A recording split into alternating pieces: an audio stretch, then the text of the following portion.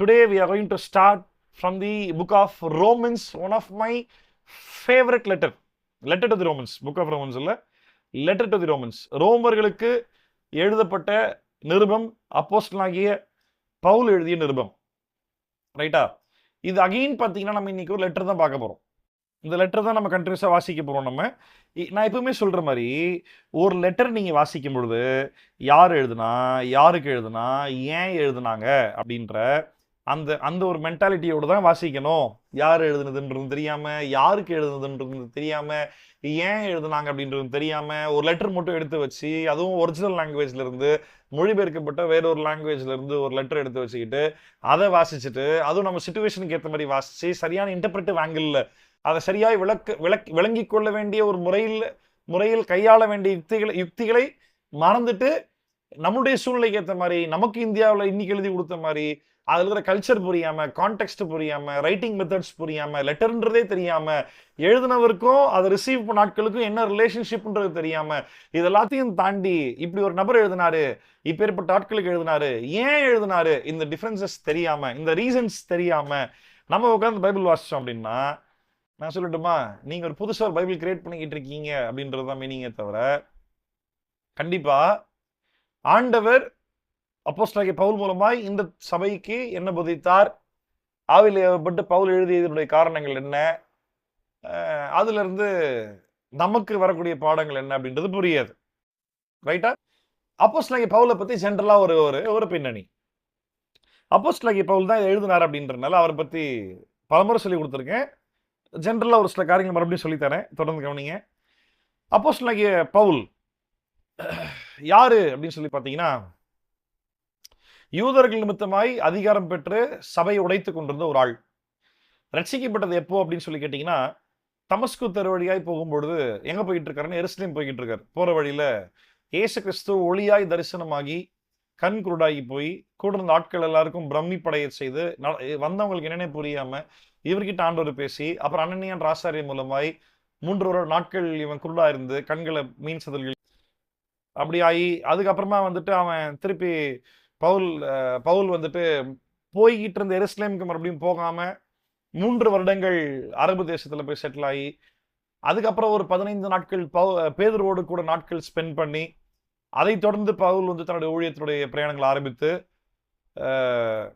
கடைசியா ஆண்டவர் பவுல்கிட்ட பேசினது ரோமாபுரியில போய் எனக்கு சாட்சியாயிருன்னு சொல்லி, பவுல் ரோமுக்கு போக ட்ரை பண்ணி போற வழியில அவர் கேப்சர் ஆகி மாட்டி, அங்க ரோம்ல ரீச் ஆகி கொஞ்ச நாட்கள் அங்க மினிஸ்ட்ரி பண்ணி, அதுக்கப்புறம் அவர் ஹவுஸ் அரெஸ்ட் பண்ணி, அதுக்கப்புறம் சிறை சேதம் பண்ணினார்கள்.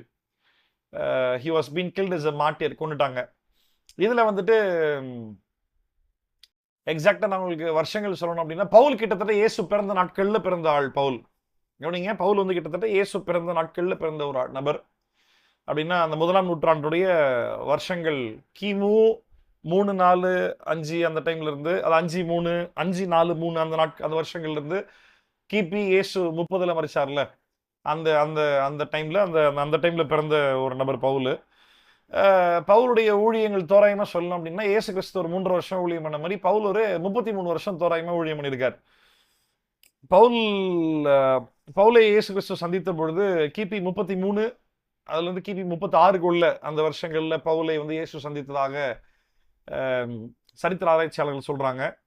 அதுல வந்துட்டு பவுல் வந்துட்டு இரத்த சாட்சியா மரிச்சது வந்துட்டு கிபி 65ல இருந்து 68க்குள்ள தோராயமா அப்படிதான் வந்து பவுல் மரித்தார். பவுல் பேசிக்கா யார் அப்படின்னா, நிறைய பேருக்கு இந்த ஒரு கன்ஃபியூஷன் இருக்கு. என்ன அப்படின்னா, சவுலை கர்த்தர் பவுலாக மாற்றினார், எப்படி சவுலாக இருந்தவன் பவுலாக மாறினான் அப்படின்னு தான் நிறைய பேர் நினைக்கிறாங்க. அப்படி கிடையாது. சவுல் என்பது எபிரேய சொல், ஒரு வார்த்தை, ஒரு பெயர், எபிரேய பெயர். அந்த எபிரேயத்தில் சொல்லப்படுகிற பெயரை, எபிரேய பாஷையில் சொல்லப்படுகிற பெயரை கிரேக்க பாஷையில் சொல்ல வேண்டுமானால் பவுல் என்று சொல்லலாம், அவ்வளவுதான். சவுலை பவுலாக கர்த்தர் மாற்றவில்லை. சவுலும் பவுலும் 2 விதமான பெயர்கள் என்பது கிடையாது. ரைட்டா? இந்த ஒரு தவறான மிஸ் அண்டர்ஸ்டாண்டிங் நிறைய பேருக்கு இருக்குது. சவுலை கர்த்தர் பவுலாக மாற்றவில்லை. சவுல் என்பது எபிரேய நேம், ஹீப்ரூ நேம். பால் அப்படின்றது, பவுல் என்பது கிரீக் நேம். இதுக்காக தான் பைபிள் இன்டர்பிரிட்டேஷன்ல லாங்குவேஜ் ரொம்ப ரொம்ப முக்கியம். Language, culture, context and geography.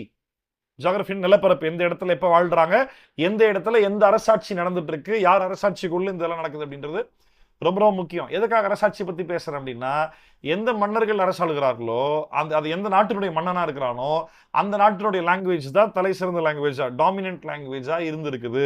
இன்னைக்கு உலகத்தை அரசாளுகிற நாடு அமெரிக்கா அப்படின்றனால ஆங்கிலம் உலகமெங்கும் பேசப்படுகிற முதல் பாஷையாக காணப்படுது. ரைட்டா? அப்ப இதெல்லாம் முக்கியம். நிறைய பேர் வந்துட்டு சவுலை கத்தர் பவுலாக மாற்றினார், சவுலாக இருந்தான், கத்தர் அவனுக்கு ஞானஸ்தானம் கொடுத்து பவுல் பேர் வச்சாருமாங்க. கிடையாது, அப்படிலாம் வந்து பேர் வைக்கவே கிடையாது. அந்த மாதிரி தப்பான மென்டாலிட்டிலாம் மாத்திக்குங்க. சரிங்களா? இந்த சவுல் யார் அப்படின்னா, இவன் வந்துட்டு ஒரு யூத குலத்தில் பிறந்த ஒரு மனிதன். அந்த யூத குலத்துல வந்து இவன் ஒரு பரிசேயன். அந்த காலத்துல செலிபிரிட்டி, பெரிய செலிபிரிட்டியா இருந்த கமாலியல் அப்படின்னு சொல்லக்கூடிய பைபிள் டீச்சர் இல்ல, தோரா டீச்சர், நியாயப்பிரமாண போதகன். ரைட்டா? அவரு சிறந்த போதகர். அவரிடத்துல வந்துட்டு பவுல் வந்துட்டு படிச்சபடினால பவுலும் கொஞ்சம் ஃபேமஸான ஆளா இருந்தாப்ல. எபிரேய லாங்குவேஜ் எழுத்தின்படி நல்லா கவனிங்க. எதுக்கு சவுல் பவுல்ன்ற கன்ஃபியூஷன் வருது அப்படின்னு கேட்டீங்கன்னா, பவுல் வாழ்ந்து கொண்டிருந்த 1ஆம் நூற்றாண்டினுடைய காலத்தில் ஹீப்ரு லாங்குவேஜ் ரைட்டிங் பிரகாரமா இருக்கு. நிறைய பேருக்கு ஹீப்ரு லாங்குவேஜ் பேசவே தெரியும், பேசிக்கிட்டும் இருந்தாங்க. ஆனா ஹீப்ரு லாங்குவேஜ் அபிஷியல் டாக்கிங் லாங்குவேஜா பிரபலமா இல்லை. இருந்தது, பிரபலமா அந்த காலத்துல கிடையாது. ஏன் அப்படின்னா, நீங்க தானியேல் தீர்க்கதரிசன புஸ்தகத்தை வாசிக்கும் பொழுது எந்தெந்த மன்னர்கள் அடுத்தடுத்து தலையெடுப்பாங்க அப்படின்னு சொல்லி அந்த சிலை தரிசனமும் அந்த மிருகங்களுடைய தரிசனத்தை பத்தி பேசும் பொழுது அதுல வந்துட்டு முதலாவது ஆட்சியில் இருந்தது வந்துட்டு பாபிலோனியர்கள், அதுக்கப்புறமா வந்தது மேதியர்கள், பெர்ஷியர்கள், அதுக்கப்புறமா வந்தது கிரேக்கர்கள், அதுக்கப்புறமா வந்தது ரோம ஆட்சி. ரோம ஆட்சி தான் நம்ம சொல்லக்கூடிய 1ஆம் நூற்றாண்டு.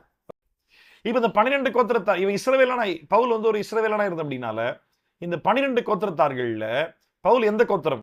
பென்யமீன் கோத்திரம். ரைட்டா? இப்ப நல்லா கவனிங்க. இஸ்ரவேல் நாட்டுடைய முதல் ராஜா யாரு? சவுல் ராஜா. சவுல் ராஜா எந்த கோத்திரத்தார்? எந்த கோத்திரத்துல வந்தவன்? சவுல் வந்து பெஞ்சமின் கோத்திரத்துல வந்த அப்படின்னால அதே பெஞ்சமின் கோத்திரத்துல இந்த இந்த பவுல் இந்த இப்படி ஒரு நபர் பிறந்தபடினால அந்த நாட்டுடைய முதல் ராஜாவோட பேர் என் பிள்ளைக்கு வைக்கணும்டா அப்படின்ட்டு பவுலுடைய அப்பா வந்து அவருக்கு சவுல் பேர் வச்சார். அது எபிரேய வழக்கத்தின்படி. கிரேக்க வழக்கத்தின்படி வந்துட்டு வழக்கம் இல்லை லாங்குவேஜ், அந்த லாங்குவேஜ் படி இவர் வந்துட்டு பவுல் என்று சொல்லப்படுகிறார். ரைட்டா? இது எல்லாத்தையும் தாண்டி இஸ்ரவேல் நாட்டுல எருசலேம்ல பிறந்த பெஞ்சமின் கோத்திரத்தாரை சார்ந்த ஒரு பரிசேயனா இருந்த கமாலியல் இடத்தில் நியாயப்பிரமாணத்தை படித்த தேறின இந்த சவுல் என்பவன் அதோடு மட்டும் முடியல, இவனுக்கு ரோமன் சிட்டிசன்ஷிப் இருந்துச்சு. இஸ்ரவேல் நாடு தானே தலை சிறந்த நாடு மாதிரி தருது, ஏன் ரோம் நாட்டு பக்கத்து ஒரு நாடு ரோம் நாட்டுடைய குடியுரிமை இவனுக்கு எதுக்கு அப்படின்னு கேட்டீங்கன்னா, ரோம் நாடு தான் அந்த டைம்ல உலகத்தை அரசாளுகிற நாடாக இருக்குது. இஸ்ரேலே ரோம்க்கு ஆன்சர் சொல்லக்கூடிய ஒரு லெவலில் தான் இருக்குது. இஸ்ரேல் நாடு உலகத்தை அரசாளல, ரோம் நாடு தான் உலகத்தை அரசாண்டு கொண்டிருக்கிறது. டார்சஸ் அப்படின்ற இடத்துல வந்துட்டு பவுல் வந்துட்டு பிறந்தாரு. அதை தொடர்ந்து நான் உங்களுக்கு சொல்லணும் அப்படின்னா, நம்ம எல்லாருக்குமே தெரியும்ல, பவுல் வந்துட்டு சரீரத்துல கொஞ்சம் சின்ன பலவீனம் அவருக்கு இருந்தது இல்ல. எடுத்து போட சொல்லி இயேசு கிறிஸ்து கிட்ட 3 முறை கேட்டேன். ஆனா இயேசு என்ன சொன்னாரு? என் கிருபை உனக்கு போதும், உன் பலவீனத்தில் என் பலன் பூரணமாய் விளங்கும் அப்படின்னு சொல்லி சொன்னாரா? ரைட். பவுலுக்கு ஒரு சின்ன பலவீனம் இருந்தது. He was abnormally born. சொல்றாருல, அகால பிறவியாகி எனக்கும் அவர் தரிசனமானார். அப்நார்மல் பர்த் தான் பவுலுது. இப்ப இந்த ரோமன்ஸுடைய லெட்டர் ஏன் வந்துட்டு இப்ப நல்லா யோசிச்சு பாருங்க. இந்த ரோமருக்கு பவுல் எழுதிய இந்த லெட்டர்ல பார்க்கும்போது சபைக்குரிய உபதேசத்தை குறித்து பெருசா பேசியிருக்க மாட்டார். கொரிந்து சபையில பேசுற மாதிரி திருவிருந்து குறித்தோ, கொரிந்து சபையில சொல்லப்பட்டிருக்கிற மாதிரி அந்த சபையினுடைய 2 காரியம் இதுல பேசியிருக்க மாட்டார் பவுல். ரோமர் பத்தி எழுதும் போது ரொம்ப ஆச்சரியமா இருந்துச்சு. ஆக்சுவலா 2 காரியம் பவுல் பேசியிருக்க மாட்டார். ஒண்ணு என்னன்னா, அந்த மக்களுடைய அந்த ரோம் நாட்டில் நடந்த திருச்சபை, சர்ச் பிலீவர்ஸ், சீஷர்கள் இல்ல, அங்கிருந்து சீஷர்களுடைய பர்சனல் பாவத்தை குறிச்சோ இல்லாட்டி வந்து ஒரு ஒழுக்கு நடவடிக்கை பத்திலாம் எதுவும் பேசியிருக்க மாட்டார். ஒண்ணு. 2வது, சர்ச் டாக்டரின், சபை உபதேசத்தை பத்தி இதுல பெருசா பேசியிருக்க மாட்டார். கவனிச்சிருப்பீங்களான்னு தெரியல. ரோமர் லெட்டர் வாசிச்சு பாருங்க, என்ன என்ன இது 2மே பேசியிருக்க மாட்டார். ஏன்னு கேட்டீங்கன்னா, Paul has never been to a Roman church. Rome நாட்டில் நடக்கக்கூடிய சபைக்கு பவுல் போனதே கிடையாது. அப்ப யோசிச்சு பாருங்க, அப்ப ரோம் நாட்டுக்கு பவுல் போனதில்லை அப்படின்னா எதுக்காக ரோம் நாட்டில் இருக்கக்கூடிய மக்களுக்காக, அங்க இருக்கக்கூடிய சபைக்காக பவுல் லெட்டர் எழுத வேண்டிய அவசியம் என்ன? நான் எப்பவுமே சொல்லுவேன், யாருக்கு எழுதுனா இவங்க 2 பேருக்குள்ள ரிலேஷன்ஷிப் என்ன, அப்பதான் ஏன் எழுதுனாங்கன்றது புரியும். இது தெரியாம வாசிச்சா புரியாதுன்னு சொல்லுவேன்ல. ஆனா when it specially comes to the letter to the Romans, ரோமர்களுக்கு, ரோமாபுரி சபைக்கு பவுல் எழுதிய நிருபத்தை குறித்து வாசிக்கும் பொழுது பவுல் யாருன்ற பேசிக் ஐடியா இருந்தா போதும். ரோமாபுரி சபை மக்களுடைய மென்டாலிட்டி பத்தி பெருசா தேவை கிடையாது. ஏன்னா அவங்க இஷ்யூஸ் அட்ரஸ் பண்ணி பவுலுக்கு எழுதல. ஆனா என்ன எழுதுறாரு தெரியுமா? ரோமாபுரிக்கு எழுதிய நிருபத்துடைய மொத்தமே என்ன அப்படின்னா காஸ்பிள் ஹைலைட் பண்ணி எழுதுறாரு. சுவிசேஷம்னா என்ன, அதை நம்ம ஃபுல்லா சொல்லணும் அப்படின்னா இந்த சுவிசேஷத்தினால் வரக்கூடிய விளைவுகள் என்ன, இந்த சுவிசேஷத்துக்கு கீழ்ப்படியாம போன என்ன ஆகும், இந்த சுவிசேஷம் வர்றதுக்கு முன்னாடி நியாயப்பிரமாணம் வந்தது, அந்த நியாயப்பிரமாணம் வர்றதுக்கு முன்னாடி நான் எப்படி இருந்தேன், நியாயப்பிரமாணம் வந்த பிறகு நான் என்னவா ஆனேன், இப்ப நியாயப்பிரமாணத்துக்கும் பிற்பாடு சுவிசேஷம் பெற்ற பிறகு என் லைஃப் எப்படி மாறுச்சு, இதெல்லாத்தையும் ஃபுல்லா எழுதுறாரு. அப்ப யாருக்கு தான் இந்த லெட்டர் எழுதுறாரு? அங்க போனதே இல்லைன்னா அப்ப யாருக்கு அந்த லெட்டர் எழுதுறாருன்னு சொல்லி பாத்தீங்கன்னா பெபேயாளுன்னு என்ற ஒரு பெண்ணை நோக்கி. பெபேயாள் மட்டும் கிடையாது, இன்னொரு 2-3 பேர்கள் கூட இருக்கு. அது லாஸ்ட்ல மென்ஷன் பண்ணிருப்பார். யூசுவலா லெட்டருடைய ஆரம்பத்திலேயே லூக்கா வந்துட்டு அப்போஸ்தலர் நடவடிக்கைகள் லூக்கா எழுதும் பொழுது தியோபிலுவுக்கு எழுதுறேன்னு சொல்லி ஸ்டார்டிங்ல மென்ஷன் பண்ணுவார் இல்ல. யாருக்கு எழுதுறாருன்றத திமோத்திக்கு எழுதும்போது ஸ்டார்டிங்ல மென்ஷன் பண்ணுவார். அந்த மாதிரி இந்த ரோமாபுரி லெட்டர் வந்து ஸ்டார்டிங்ல எதுவுமே பெருசா மென்ஷன் பண்ணல. கடைசியில இந்த லெட்டர் யார்கிட்ட கொடுக்குறேன், ஊழியக்காரியாகிய பெபேயாள், பெண்கள் சபையில போதகராக இருக்கக்கூடாதுன்னு சொல்லி நான் பேசும்பொழுது அதுல நான் ஃபுல்லா சொல்லி கொடுத்துருந்தேன். இந்த ஊழியக்காரின்ற வார்த்தை கிரேக்க வார்த்தையில டீகனசஸ், அது 16ஆம் அதிகாரம் வரும்பொழுது அதை பத்தி இன்னும் டீட்டெயிலா நான் உங்கள்கிட்ட நான் பேசுறேன். நான் டீகனசஸ் அப்படின்னா சர்ச் பாஸ்டர்ல, பாஸ்டருக்கு அசிஸ்டிவ் இல்லாட்டி அசிஸ்டன்ட்னு சொல்ல முடியாது, சபையில மூப்பனாய், அதான் கிட்டத்தட்ட அசிஸ்டன்ட் மாதிரி. இந்த மூப்பர்கள் அப்படின்றது அசிஸ்டன்ட் பாஸ்டர் கிடையாது, பாஸ்டர் தான். மூப்பர்கள் ஒரு தனிப்பட்ட கேட்டகரி. ஆக்சுவலா அப்படித்தான் வந்து பெபேயாள் பார்க்கப்படுகிறாங்க. மூப்பர்கள் பெண்கள் தாராளமா இருக்கலாம், சபையில மூப்பர்கள் பெண்கள் தாராளமா இருக்கலாம், ஒரு தப்பும் கிடையாது. சரியா? மெயின் லைன் லீடரா பாஸ்டரா தான் இருக்காங்க, வேதம் அனுமதிக்கல.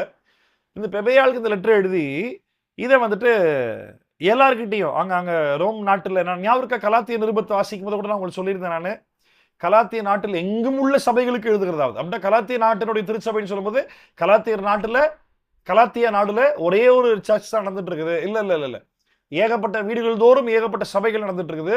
அதுல பவுலுக்கு யார் க்ளோஸா கான்டாக்ட்ல இருக்காங்களோ அவங்களுக்கு எழுதுறாரு. அவங்கள பேஸ் பண்ணி எல்லாருக்குமே அந்த லெட்டர் கொடுங்க அப்படின்றாரு. அதே போல ரோமாபுரியில் நடந்த திருச்சபைன்னு சொல்லும் பொழுது இந்த சிட்டி ஆஃப் ரோமன்ஸ் இல்லாட்டி இந்த கண்ட்ரி ஆஃப் ரோம்ல ஒரே ஒரு சிட்டி தான், சிட்டி ஆஃப் ரோம்ல ஒரே ஒரு சபை தான் நடந்தது. அந்த ஒரு சபைக்கு இல்ல அந்த ஒரு இடத்துக்கு எழுதுறாரு, அவங்களுக்கு கொடுத்து அனுப்புறாரு, அங்கிருந்து எல்லாருக்குமே ஸ்ப்ரெட் பண்ணுங்க அப்படின்றாரு. புரியுதா நான் சொல்றது உங்களுக்கு?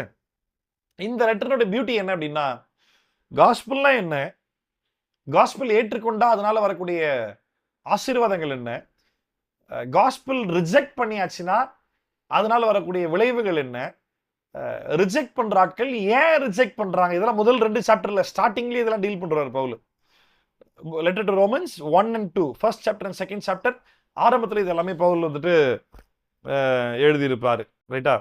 இப்ப இந்த ரோமர் நிருபத்துல எதெல்லாம் சேலஞ்சிங்கான பேசேஜஸ், இதுல பவுல் எழுதுனதுல எதெல்லாம் சேலஞ்சிங்கான பேசேஜ்னு பாத்தீங்கன்னா, ரோமர் 7ஆம் அதிகாரத்துடைய கடைசி பகுதியும் ரோமர் 8ஆம் அதிகாரத்துடைய கடைசி 9ஆம் அதிகாரம், இதெல்லாம் ரொம்ப சேலஞ்சிங்கான பகுதி. இன்றைக்கும் டிபேட் பண்ணக்கூடிய, இன்னைக்கும் நிறைய 2 விதமான கருத்துள்ள ஆட்கள் வாக்குவாதம் பண்ணக்கூடிய வேத பகுதியாய் காணப்படுகிறது.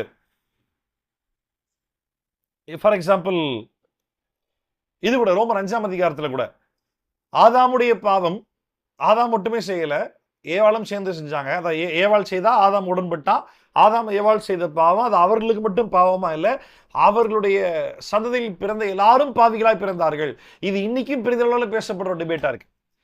அது எப்படி சின்னுன்றது ஃபிளஷ்ல இல்லையே, அப்படின்னா அது ஒரு பொருளா இல்லையே, அது எப்படி கேரி பண்ண முடியும்? இவங்களோட ஜீன், இவங்களுடைய பிசிக்கல் நேச்சர், இவங்களுடைய மென்டாலிட்டி மட்டும் தானே ஒரு குழந்தைக்குள்ள பிறந்து, சைக்காலஜி மட்டும் தானே அப்பா கேரக்டர் அம்மா கேரக்டர் வர ஆரம்பிங்க. சின் எப்படி அங்கிருந்து இங்க உள்ள டிரான்ஸ்ஃபர் ஆகும் அப்படின்றது இன்னைக்கும் பெருசா பேசப்படுற ஒரு டாபிக்கா காணப்படுது. 7ஆம் அதிகாரத்துல வந்துட்டு கடைசி வசனம், நம்முடைய கர்த்தராகிய இயேசு கிறிஸ்து மூலமாய் தேவனை ஸ்தோத்திரிக்கிறேன். ரோமர் 7 கடைசி, ஆதலால் நானே என் மாம்சத்தினாலே தேவனுடைய நியாய பிரமாணத்துக்கும் நானே என் மனதினாலே தேவனுடைய நியாய பிரமாணத்துக்கும் மாம்சத்தினாலேயோ பாவ பிரமாணத்துக்கும் ஊழியம் செய்கிறேன். இந்த வசனத்தை பவுல் சொல்லும் பொழுது, இதை சம்பந்தப்படுத்தி மேலிருந்து சொல்லும் பொழுது, பவுல் தன்னுடைய அவரை பத்தி பேசுறாரு. இவர் ரட்சிக்கப்படுறதுக்கு முன்னாடி நடந்த சம்பவத்தை எக்ஸாம்பிள கோட் பண்றாரா, இல்ல ரட்சிக்கப்பட்ட பிறகு கூட இந்த ஒரு ஸ்ட்ரகிள் இருந்ததா, எதை பத்தி பேசுறாரு? ரட்சிக்கப்படுறதுக்கு முன்னாடி இருந்த அனுபவத்தை நீங்க எக்ஸாம்பிள கோட் பண்றாரா, இல்ல ரட்சிக்கப்பட்ட பிறகும் கூட இவருக்கு இந்த ஸ்ட்ரகிள் இருந்தது அப்படின்றத சொல்றாரா அப்படின்றத பத்தி இன்னைக்கும் ஒரு பெரிய அளவுல டிபேட் போயிட்டு தான் இருக்கு. ரோமர் 8ஆம் அதிகாரம் 9ஆம் அதிகாரம். ரோமர் 8ஆம் அதிகாரம் 9ஆம் அதிகாரம். கால்வினிசம் பேசக்கூடிய ஜான் கால்வின் அவருடைய உபதேசங்கள் அப்படின்னா என்ன அப்படின்னா, predestination and the sovereignty of God. தேவனுடைய அவர் தான் எல்லாமே, அவர் தாண்டி ஒண்ணுமே இல்லை, அவர் தான் எல்லாமே, அவரை தாண்டி பேசுறது ஒண்ணுமே கிடையாது. அவர் என்ன சொல்றாரோ அவர் தான், அவர் என்ன டிசைட் பண்றாரோ அவ்வளவுதான், அவரை தாண்டி எவனுமே ஒன்றும் சொல்ல முடியாது. அந்த மாதிரி அதுவும் சாவரிட்டி ஆஃப் காட், தேவனே சர்வதிகாரி அப்படின்றதுக்கும். அப்புறமா ப்ரீடெஸ்டினேஷன், முன்குறித்தல், அதை பத்தி ரோமர் 8ஆம் அதிகாரம் 9ஆம் அதிகாரத்தில் சொல்லும் பொழுது அந்த சரியான கான்டெக்ஸ்டுவல் அண்டர்ஸ்டாண்டிங்ல வாசிக்கிறது இல்லை. நான் அடிக்கடி சொல்லுவேன் உங்ககிட்ட, நான் God's predestination and man's free will, தேவனுடைய முன்குறிப்போ தேவனே மனிதனுக்கு தந்த சுயாதீனத்தையும் சமநிலைப்படுத்தி கான்டெக்ஸ்டுவலா பைபிளை பேலன்ஸ் பண்ணி வாசிக்க தெரியலனா கண்டிப்பா நம்ம மிஸ் பண்றோம், கண்டிப்பா மிஸ் பண்றோம். தேவனுடைய முன்குறிப்பு, அதை நம்ம அந்த ரோமர் 8ஆம் அதிகாரம் 9ஆம் அதிகாரம் வரும்போது மேபி ஒரு நாளைக்கு அந்த தலைப்பை மட்டுமே நான் ஒரு நாளைக்கு தனியாக பேசுறேன். நான் தேவனுடைய முன்குறித்தல் எப்படி வேலை செய்யுது அதை பத்தி இன்னைக்கு ஒரு பெரிய டிபேட், உலகம் எங்கும், இன்னும் சொல்ல உலகமே ரெண்டா டிபேட் இன்னைக்கு போய் ஒரு முடிவே இல்லாத ஒரு டாபிக்கா அதை பத்தியான பேச்சுவார்த்தைகள் டிபேட்ஸ் போயிட்டு தான் இருக்கு.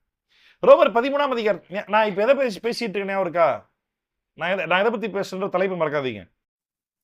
ரோமாபுரிக்கு பவுல் எழுதிய நிருபத்தில் எந்தெந்த பேசேஜ் எல்லாம் இன்னைக்கு சேலஞ்சிங்கா இருக்கு இன்டர்பிரிட்டேஷன்ல, அதை விளக்கி சொல்லுவதில் என்னென்ன சேலஞ்சஸ் இருக்கு, எந்தெந்த வேத போதிகள்னு சொல்லிக்கிட்டு இருக்கிறேன். சரியா, challenges in interpreting the letter to the Romans அப்படின்னு போட்டு இந்த எல்லாம் எழுதிட்டே வாங்க.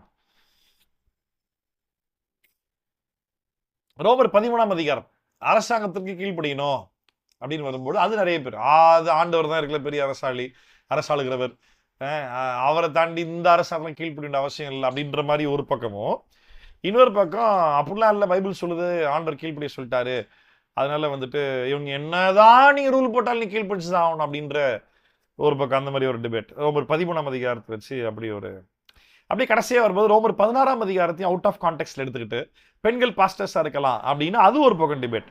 இப்படி இந்த ரோமாபுரி லெட்டருக்கு எழுதுனதுல ஏகப்பட்ட சேலஞ்சஸ் வந்துட்டு மக்கள் வந்துட்டு ஃபேஸ் பண்ணிக்கிட்டு இருக்காங்க. இப்போ நம்ம இந்த ரோமர் வந்து நம்ம ஸ்டார்டிங்ல இருந்து பார்க்க போறோம். நம்ம முதலாம் அதிகாரத்தில் நம்ம என்ன பண்ண போறோம் பார்க்க போறோம். முதல் அதிகாரத்தில் 32 வசனங்கள் இருக்கு, 16 அதிகாரங்கள் மொத்தமா இருக்கு. ஒவ்வொரு முறையும் நீங்க பைபிள் வாசிக்கும் பொழுது இந்த வசனம் மாத்திரம் தனிப்பட்ட விதத்தில் எழுதவில்லை அப்படின்றத எப்பவுமே மனதில் கொள்ளணும். இந்த வசனம் மட்டும் தனியா பைபிள்ல யாரும் எழுதல, 1 2 3 போட்டு யாரும் எழுதல, இது மட்டும் ஸ்பெசிபிக்கா செப்பரேட்டா பைபிள்ல இல்ல, இந்த ஒரு வருஷத்தை மட்டும் நான் தியானிக்க போறேன் அப்படின்ற அந்த ஒரு ஹாபிட் நிச்சயமா இருக்கக்கூடாது. இந்த ஒரு வருஷத்தை மட்டும் நான் பண்ண போறேன், இன்னைக்கு தியானிக்க போறேன், அந்த ஹாபிட் கண்டிப்பாக இருக்கக்கூடாது. ரைட்டா? ஆமா, அப்படி இருந்தீங்கன்னா கண்டிப்பா உங்களுக்கு தவறான உபதேசங்கள்லாம் புரிய போவதே தவிர வேற ஒன்றும் கிடையாது. ரெண்டாவது ஸ்டீஃபன் லாங்டன், ரைட்டா, 1100 இயருக்கு அப்புறமா எக்ஸாக்டா பார்த்தா 1227 இயர்ல அந்த வேலையை ஆரம்பித்தார். விக்லிஃப் பைபிள் தான் முதல்ல வந்துட்டு 1382ல இந்த பேட்டர்ன் முதல்ல ஃபாலோ பண்ணாங்க. என்ன பேட்டர்ன்? பைபிள்ல மொத்தமா இருக்கும் பொழுது சாப்டர் நம்பர்ஸ், இந்த ஸ்டீஃபன் லாங்டன் ஆரம்பிச்சார் பார்த்தீங்களா, அவர் அந்த கிரியேட் பண்ண அந்த சிஸ்டம் இவங்களுடைய Bible translation, Wycliffe Bible translation தான் இங்கிலீஷ்ல வந்த முதல் பைபிள் டிரான்ஸ்லேஷன். ஆங்கில மொழிபெயர்ப்பில் வந்த முதல் ஆங்கில வேதாகம் விக்லிஃப் பைபிள் தான். அதுல தான் முதல்ல ஃபாலோ பண்ணாங்க. அப்புறம் புதிய ஏற்பாடு நம்ம சாப்டர் போட்டு நம்பர்ஸ் வசனங்கள் போட்டு பிரிக்கப்பட்டது 1555வது வருஷத்துல. சரியா? பைபிள் வாசிக்கும் போது வசனத்துல நான் சொல்ற வசனம் நான் பேசுற வசனம் இந்த இடத்துல இருக்கு அப்படின்னு சொல்றதுக்காக பயன்படுத்துறதுக்காக தான் நம்ம யூஸ் பண்றோமே தவிர, அதையும் தாண்டி ஒரு தனி வசனமாக இல்லாட்டி 2 வசனம் மட்டும் அப்படி தியானிக்கிற பழக்கமோ, அப்படி வாசிச்சு அதை மட்டும் தனியா ஆராய்ந்து பார்க்கிற பழக்கம் இருக்கக்கூடாது. ஏற்கனவே சொன்னதை மறுபடியும் சொல்றேன், ரொம்ப ரொம்ப முக்கியம். ரோம் நாட்டில் இருந்து நடந்திருந்த இந்த சபைக்கு பவுல் பெரிதளவில் போனது கிடையாது. போகணும்னு ஆசையா இருந்தாரு. பிரயாணம் ஒத்து வரலன்னு சொல்லி வெயிட் பண்ணிக்கிட்டு இருந்தாரு. ஏன்னா ரோமர்களுடைய அதிகாரத்தோடு சேர்த்து இப்போ ஏன் எருசலேமை விட ரோமுக்கு போறது ஏன் இவருக்கு அவ்வளவு கஷ்டமா இருந்தது அப்படின்னா, ரோம் நாடு தான் அதிகாரத்தில் இருக்கிறது. அப்ப அதிகாரத்தில் இருக்கிறது தான் மெயின் கேபிட்டல் கண்ட்ரியா இருக்கும். இனி உலகத்துல எந்த நாட்டுக்கு வேணாலும் போகலாம்னா போக கொஞ்சம் ஈஸியா இருக்கும். விசா வாங்குறது, ஃபிளைட் புக் பண்றது எல்லாமே. அமெரிக்காக்குள்ள போறதா இருக்கிறதுலயே கஷ்டம். ஏன்னா அமெரிக்கா தான் உலகத்தை அரசாள்ற நாடா இருந்தது. ரைட்டா? இன்னைக்கு அதே போல எல்லா ஊர்ல இருக்கக்கூடிய தலைநகரங்கள், கேபிட்டல் சிட்டி பிஸியா இருக்கும். அங்க எல்லா விதமான நாட்கள் இருப்பாங்க. ரூல்ஸ் ஸ்ட்ரிக்டா இருக்கும். கரெக்டா ரூல்ஸ் ஃபாலோ பண்ணுவாங்க. அரசாங்கத்துடைய ப்ரெஷர் கரெக்டா இருக்கும். எல்லாமே ஒரு மாதிரி ஸ்ட்ரிக்டா இருக்கும். பவுலுக்கு அங்க போறதுக்கு ஏன் வாய்ப்பு இல்லை அப்படின்னா, யூதர்கள் ஏற்கனவே பவுலை தேடிக்கிட்டு இருக்காங்க. என்ன தேடிக்கிட்டு இருக்காங்க? மோசேயினுடைய பிரமாணத்தின் அடிப்படையில யூதர்களாகிய நாங்கள் பவுலுக்கு அதிகாரம் கொடுத்தோம், இந்த இயேசுன்ற கல்லனை எவன்லாம் ஃபாலோ பண்றானோ அவங்கள அரெஸ்ட் பண்றா அப்படின்ட்டு. இவன் நாடானா அப்படியே தலைகில மாதிரி இயேசு எனக்கும் தரிசனம் பண்ணாருன்னு அரெஸ்ட் பண்றதுக்கு அதிகாரம் கொடுத்தவனே இப்ப இயேசுவை பத்தி பேசினுறான், அவனை விடாதீங்கடா அப்படின்னு தேடிக்கிட்டு இருந்தாங்க. அப்ப கேபிட்டல் சிட்டிஸ்ல செக்யூரிட்டி ஸ்ட்ரிக்டா இருக்கும். அதனால பவுலுக்கு ரோமாபுரிக்குள்ள போறது, ரோம் நாட்டுக்குள்ள போறது ஒரு பெரிய சேலஞ்சா இருந்தது. அதனால பவுல் ரோமுக்குள்ள போறதுக்கு அதிகமான வாய்ப்பு கிடைக்கவில்லை. பவுல் எல்லா சபை விசிட் பண்ணாரு, பார்த்தாரு, பேசினாரு, சொல்லி கொடுத்தாரு, எல்லாம் பண்ணாரு. ஆனா அந்த ரோமில் நடந்த சபைக்கு நேரடியாக பவுல் போகல. இந்த லெட்டர் எழுதும் போது அதுக்கப்புறம் மேபி லாஸ்டா போயிருந்திருக்கலாம். மேபி அதை பத்தி டீடைல்ஸ் எக்ஸாக்டா நம்ம கிட்ட இல்ல. ஆனா லாஸ்டா ரோமுக்கு போனாரு. ரோம்ல கொஞ்ச நாட்கள் ஃப்ரீயா ஊழியம் பண்ணிக்கிட்டு இருந்தாரு. அதுக்கப்புறம் பழையபடி அவர் அங்கேயே ஹவுஸ் அரெஸ்ட் பண்ணாங்க. அப்புறம் அவரை கடைசி என்ன பண்ணிட்டாங்க, கொண்டுட்டாங்க. அந்த ஃப்ரீயா அங்க ஊழியம் பண்ணிட்டு இருந்த கொஞ்ச நாட்கள்ல மேபி சர்ச் மக்களை விசிட் பண்ணியிருந்திருக்கலாம். அதை பத்தி நம்மளுக்கு பெரிய டீடைல்ஸ் வரவில்லை. சரியா? இப்போ இந்த ரோம் நாட்டில் இருந்த சபைக்கு பவுல் என்ன எழுதினாரு? மக்களுடைய கண்டிஷன் பத்தி பேசல. மக்களுக்குள்ள இந்த ப்ராப்ளம் பத்தி ஆன்சர் பண்ணி பவுல் இங்க பேசல. பெருசா சர்ச் டாக்டரின் சபையானது பெண்கள் தலையில முக்காடு போடணும் செய்யணும் அதை பத்தி பெருசா பேசல. என்ன பேசியிருக்காரு அப்படின்னா, ஓகே, ரோம் நாட்டுடைய மக்கள் என்ன மாதிரியான மக்கள்னு கேட்டீங்கன்னா, நம்பர் 1 அவர்கள் புறஜாதிகள். இஸ்ரவேலர்கள் அல்ல, புறஜாதிகள் 1. அப்ப புறஜாதி நாட்டினுடைய சபைக்கு பவுல் எழுதும் பொழுது ஏன் நியாய பிரமாணத்தை பத்தி அதிகமா பேசியிருக்காருன்னு சொன்னீங்கன்னா, இந்த ப்ராஸ்லைட்ஸ் ஜூஸ் அப்படின்றதாங்க, இந்த ஜூவிஷ் டயஸ்போரா அப்படின்னு ஒன்று நடந்தது. அப்படின்னா யூதர்கள் அநேகர் சிதறடிக்கப்பட்டு பல இடங்கள்ல போய் செட்டில் ஆனாங்க.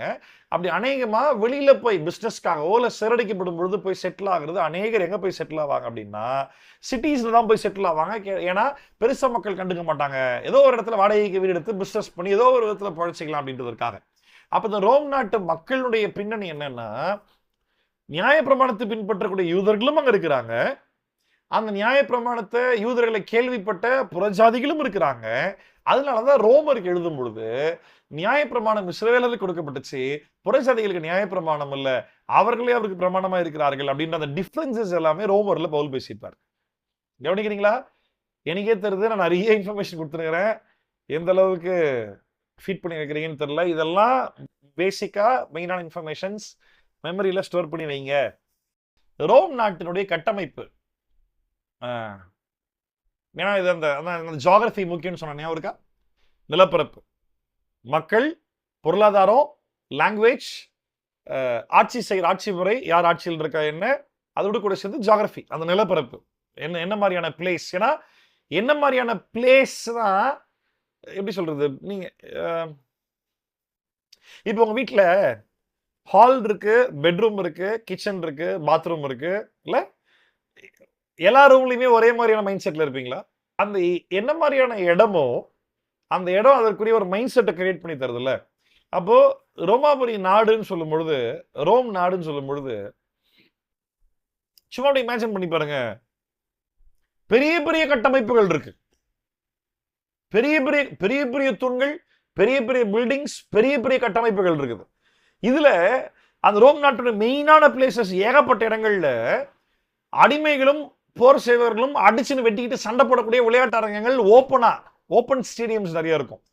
இது இல்லாம உங்களுக்கு ஞாபகம் இருக்கா, பேதுருவையும் யோவானையும் அரெஸ்ட் பண்ணி ஜெயில வச்சாங்கல்ல, தேவதூதன் ஜெயில திறந்து வெளியே கூட்டு வந்துருவார்ல, ஞாபகம் இருக்கா? அது இங்கிருந்த ஒரு ஜெயில் தான் ஆக்சுவலா.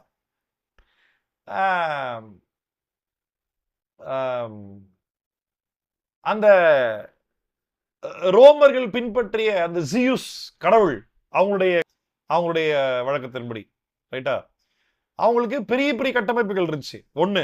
ரெண்டாவது, இந்த பெரிய பெரிய கட்டமைப்புகள் இருந்தபடினால அவருடைய மென்டாலிட்டி என்னவா இருந்தது அப்படின்னா, மக்களுடைய மென்டாலிட்டி கம்ப்ளீட்டா ரூலிங் மென்டாலிட்டியா இருந்துச்சு. ஆளுகை செய்யணும், கேப்சர் பண்ணணும். ஏன்னா ஏற்கனவே உலகத்தை கேப்சர் பண்ணிட்டான். அதுதான் அவங்களுடைய அந்த ரோம் நாட்டுடைய சிச்சுவேஷன். அதுதான். அப்போ அங்க அதனால அதனுடைய விளைவா என்ன இருந்தது அப்படின்னா, ரோம் நாட்டுல வாழ்ந்த நிறைய பேரு, அதாவது மக்கள் தொகையில் அதிகமாக ஸ்லேவ்ஸ் தான் நிறைய பேர் இருந்தாங்க. ஃப்ரீ மென்னை விட ஸ்லேவ்ஸ், சுதந்திரமான மனிதர்களை விட அடிமைகள் தான் ஜாஸ்தி இருந்தாங்க. ஸோ இந்த மாதிரியான ஒரு ஒரு ஒரு சர்க்கம்ஸ்டன்சஸ், இப்பேற்பட்டதான ஒரு ஒரு ஒரு ஒரு ஒரு ஒரு நாட்டின் சூழல்ல தான் வந்துட்டு அங்க ஒரு சர்ச் நடந்துட்டு இருக்குது. நிறைய சர்ச் இருக்குது. அதுல ரோமுக்கு பவுல் எழுதுறார். ரைட்டா, சரி வாசிக்கலாமா? இப்போ ரோமர் 1ஆம் அதிகாரம் முதல்ல இருந்து. இந்த 1ஆம் அதிகாரத்தை 2 போர்ஷனா நம்ம பிரிச்சு சொல்லணும் அப்படின்னா, ஒரு சின்ன வாழ்த்து, அப்புறமா ஒரு ஒரு சின்னதா ஒரு சுவிசேஷத்தை பத்தியான ஒரு இன்ட்ரோடக்ஷன், தெளிவான செம்மையான ஒரு ஒரு ஒரு வசனம், அந்த சுவிசேஷம் யார் யாருக்கெல்லாம் கொடுக்கப்பட்டுச்சு, எப்படிலாம் கொடுக்கப்பட்டுச்சு அப்படின்றத பத்தி ஒரு சின்ன சின்ன டீடைல்ஸ், அதோட கூட சேர்த்து அதை ஏற்றுக்கொள்ளாவிட்டால் என்ன ஆகும் அப்படின்றத பத்தி. ஒன்று, கொடுக்கப்பட்ட சுவிசேஷம் அதை ஏற்றுக்கொள்ளாவிட்டால் என்ன ஆகும் அப்படின்றத பத்தி ஃபர்ஸ்ட்லயே டைரக்டா பவுல் அட்ரஸ் பண்றாரு. இப்ப புரியுதா? அந்த மக்களுக்கு என்ன எழுதணும்னு அவசியம் கிடையாது. இன்னும் சொல்ல போனா, ஆராய்ச்சியாளர்கள் என்ன சொல்றாங்க அப்படின்னா, ரோம் நாட்டு மக்களினுடைய இந்த சர்ச் வந்து கிட்டத்தட்ட டாக்டரின் பேஸ்ல வந்து நல்லாவே ஸ்ட்ராங்காவே இருந்தாங்களாம். ஆனா காஸ்பிள்ன்ற விஷயத்துல ரொம்ப தெளிவாவே இல்லையா. இது எவ்வளவு பெரிய ஜோக் தெரியுமா உங்களுக்கு? புரியுதான்னு தெரியல, எனக்கு சிரிப்பா தான் இருக்குது. டாக்டரலி தே ஆர் ஸ்ட்ராங், ஆனா but they are not completely aware about the depth of the gospels. சுவிசேஷத்தினுடைய தெளிவு அதிகமா இல்ல, ஆனா இயேசு மரித்தார் உயிர் தெழுந்தார் அப்படின்றத வச்சுக்கிட்டு உபதேச ரீதியா பயங்கர ஸ்ட்ராங்கா இருந்தாங்களாம். அப்ப இது என்ன மாதிரியான உபதேசத்துல இருந்து பயங்கரம் தெரியல எனக்கு. அதனாலதான் பவுல் வந்துட்டு அந்த நியாயப்பிரமாணத்து முன்பு வாழ்ந்த மனிதர்கள் மனநிலை, நியாயப்பிரமாணம் தேவன் கொடுத்த காரணம், ஆனா இவங்க அதை ரிசீவ் பண்ண மெத்தட் எப்படி இருந்தது, அதை ஹேண்டில் பண்ண மெத்தட் எப்படி இருந்தது, அதை தொடர்ந்து அதுக்கு பிற்பாடு நியாயப்பிரமாணம் என்ன, ஏன் கொடுத்தார், எதற்காக கொடுத்தார், அதிலிருந்து விடுதலையாக்கப்பட்டதனுடைய காரணம் என்ன, கிறிஸ்து இயேசுவுக்குள்ள ஆவியின் ஜீவன், பரிசுத்த ஆவியினுடைய பிரமாணம், பாவம் மரணம் என்ற பிரமாணத்தை நம்மளை விடுதலையாக்கிட்டு, அதெல்லாம் ரோமர் 8 அப்படியே சொல்லி அப்படியே ஃபுல்லா அட்ரஸ் பண்ணி லாஸ்டா முடிப்பார். சோ மொத்தமாவே ரோமர் இருந்ததுதான். எனக்கு ரொம்ப ரொம்ப பிடிச்சது ரோமர். நிறைய பேர் என்கிட்ட சொல்லி நான் கேள்விப்பட்டிருக்கேன், ஐயா இந்த ரோமர் மட்டும் புரியவே மாட்டேங்குங்க ஐயா அப்படின்பாங்க. அப்படின்னா அவன் ரசிக்கப்படலன்னு அர்த்தம். யார் யாருக்கெல்லாம் ரோமர் புரியலையோ வச்சுக்காதீங்க, யார் யாருக்கெல்லாம் ரோமர் புரியலையோ அவங்கெல்லாம் இன்னும் ரசிக்கப்படல. இயேசு கிறிஸ்துவை ஒரு தெய்வமாய், ஹிந்துஸ் வந்து பிள்ளையாரின் சிவனிங்க தெய்வமா சொல்ற மாதிரி, நீங்கள் கிறிஸ்தவர்களா இயேசு கிறிஸ்துவை தெய்வமாய் வழிபடுறீங்களே தவிர நீங்க இன்னும் உண்மையா மெய்யான ரட்சிப்பின் அடையல அப்படின்றதான் மீனிங். நான் உங்களுக்காக ஜெபிக்கிறேன். இனி வருகிற நாட்கள்ல இந்த ரோமர் பத்தி நான் உங்களுக்கு போதிக்கும் பொழுது ஆவியானவர் திட்டமும் தெளிவுமாய் உங்களுக்கு சுவிசேஷத்தினுடைய ஆழங்களையும், அந்த அஸ்திபாரமாகிய சுவிசேஷம், கிருபையின் ஆவியானவர் உங்களுக்கு அதை பத்தி கிளியரா அண்டர்ஸ்டாண்ட் பண்ண உதவி செய்யும்படியா நான் உங்களுக்கு ப்ரேயர் பண்றேன். ஆமீன். இயேசுவின் நாமத்துல தேவன் இந்த ஜெபத்தை கேட்பாராக. வாசிக்கலாம். இயேசு கிறிஸ்துவனுடைய ஊழியக்காரனும் அப்போஸ்தலன் ஆகும்படி அழைக்கப்பட்டவனும் தேவனுடைய சுவிசேஷத்திற்காக பிரித்தெடுக்கப்பட்டவனும் ஆகிய பவுல், ரோமாபுரியில் உள்ள தேவ பிரியரும் பரிசுத்தவான்கள் ஆகும்படி அழைக்கப்பட்டவர்களும் ஆகிய அனைவருக்கும் எழுதுகிறதாவது, தேவனுடைய முன்னறிவில் அவர் முன் தீர்மானித்த காரியம் எல்லாருமே ரட்சிக்கப்படணும் அப்படின்னு தான். அதுல நம்மளுடைய சுயாதீனம் வேலை செய்யுது. உங்களுக்கு அந்த ஆப்ஷன் ஆண்டவர் தான் கொடுத்துருக்கிறாரு. அவரு கேட்டை ஓப்பனாக தான் வச்சிருக்கிறார். ரொம்ப சிம்பிளா சொல்லணும்னா, நான் எல்லார்கிட்டையும் வரேன், எல்லாரும் என்கிட்ட வா, நான் உன்னை கட்டாயப்படுத்தல, நீ என்ன அக்செப்ட் பண்ணணுன்ற அந்த சுயாதீனத்தை நான் தான் உனக்கு கொடுத்துருக்கேன். வாசப்படியிலிருந்து தட்டுகிறேன். யாருக்கு தட்டுறா? முன்குறிக்கப்பட்ட அப்படின்னு சொல்லி உலகத்தில் சொல்லப்படுற ஒரு குறிப்பிட்ட ஜனங்களுக்கு மட்டுமா, இல்ல உலகத்தில் இருக்கிற எல்லா ஜனங்களுக்குமா? 1 யோவான் 2ஆம் அதிகாரத்தில் வாசிக்கிறோம், நம்முடைய பாவங்களை மாத்திரமல்ல, உலகத்தில் இருக்கிற எல்லாருடைய பாவங்களையும் சுமந்து தீர்க்கிற தேவ ஆட்டுக்குட்டி இல்ல, எல்லாருடைய பாவத்தை மன்னிக்கிற கிருபாதார பலி அவரே இல்ல. அப்போ எல்லாருடைய கதவுகளையும் தட்டுகிறார். எவன் ஒருத்தன் ஓப்பன் பண்ணி அக்செப்ட் பண்றானோ அவனுக்குள் பிரவேசித்து அவனோட போஜனம் பண்ணுவேன், அவனும் என்னோட போஜனம் பண்ணுவான். இது புரிஞ்சா போதும் உங்களுக்கு. இப்ப அதுல இருந்து பரிசுத்தவான்கள் ஆகும்படி அழைக்கப்பட்டவர்களும் ஆகிய அனைவருக்கும் எழுதுகிறதாவது. இந்த அனைவரும்ன்றது உலகமே இல்லை, ஆனா உலகத்திற்கே போய் சேர நிர்பந்தம் தான், நமக்கும் சேர்த்து தான் இது. ஆக்சுவலா பவுல் ஸ்பெசிபிக்கா மென்ஷன் பண்றது ரோமாபுரி மக்கள், சபை மக்களை பத்தி பேசுறாரு. தொடர்ந்து வாசிக்கலாம். நம்முடைய பிதாவாகிய தேவனாலும் கர்த்தராகிய இயேசு கிறிஸ்துவினாலும் உங்களுக்கு கிருபையும் சமாதானம் உண்டாவதாக. ஒரு சில பேர் புதுசா ஜாயின் பண்ணியிருந்தீங்க, உங்களுக்கு புரியலன்னா கவனிங்க. பிரைஸ் லார்ட் அப்படின்ற வேர்ட் நாங்கள் நிறைய பயன்படுத்துறது இல்லை, அது வருஷத்துக்கு தப்பு இல்லை. ஆனா பிப்ளிக்கெல்லாம் அப்படி ஒரு பிரைஸ் லார்ட் ஒன்று இல்லை. ஆனா அந்த வாழ்த்து சொல்றதை பத்தி பைபிள்ல எதுவுமே இல்லைன்னா பிரச்சனை இல்லை. நம்ம இஷ்டத்துக்கு ஏதோ நமக்கா புரிஞ்ச பிரைஸ் லார்ட் சொல்லிக்கிட்டு இருக்கலாம். ஆனா எப்படி வாழ்த்த வேண்டும் என்று சொல்லி வேதம் போதிக்கிறது. இயேசு சொல்லி கொடுத்தாரு, உயிர்த்தெழுந்து வந்த பிறகும் இயேசு சொல்லி கொடுத்தாரு. அதை சீஷர்கள் ஸ்ட்ரிக்டா தெளிவா எல்லா லெட்டர்லயும் பெர்ஃபெக்டா ஃபாலோ பண்ணியிருக்காங்க. அந்த இயேசு சொல்லி கொடுத்த வாழ்த்தை அந்த செய்தியா வாழ்த்தா சொல்லாம ஒரு லெட்டர் கூட அவங்க எழுதல. அந்த அளவுக்கு இது ஒரு உபதேசமாகவே பின்பற்றினார்கள். சரியா? அதனால ஒருவரை வாழ்த்தும் பொழுது சமாதானம் உண்டாகட்டும் அப்படின்னு சொல்லி வாழ்த்துங்க, இல்லாட்டி கிருபையும் சமாதானமும் பெருகட்டும் உண்டாகட்டும் சொல்லி வாழ்த்துங்க. இது வேதாகமத்தின் உபதேசம். ரைட்டா? இது ஆப்ஷன் இல்லை, இது ஒரு டாக்டரின், ஃபாலோ பண்ணியாக வேண்டும். சரியா? அதனால இது ஒரு ஆப்ஷன் நினைச்சுக்கிட்டு பிரைஸ் லார்ட்லாம் சொல்லிக்கிட்டு இருக்காதீங்க. லார்டை பிரைஸ் பண்ணணும்னு விரும்புறவங்க தனிப்பட்ட விதத்தில் வீட்டில் உட்காந்து பிரைஸ் பண்ணுங்க. மனுஷனை பார்க்கும்போது பிரைஸ் பண்ணாதீங்க, மனுஷனை பார்க்கும்போது சமாதான வாழ்த்தல் சொல்லுங்க. நம்முடைய பிதாவாகிய தேவனாலும் கர்த்தராகிய இயேசு கிறிஸ்துவினாலும் உங்களுக்கு கிருபையும் சமாதானம் உண்டாவதாக.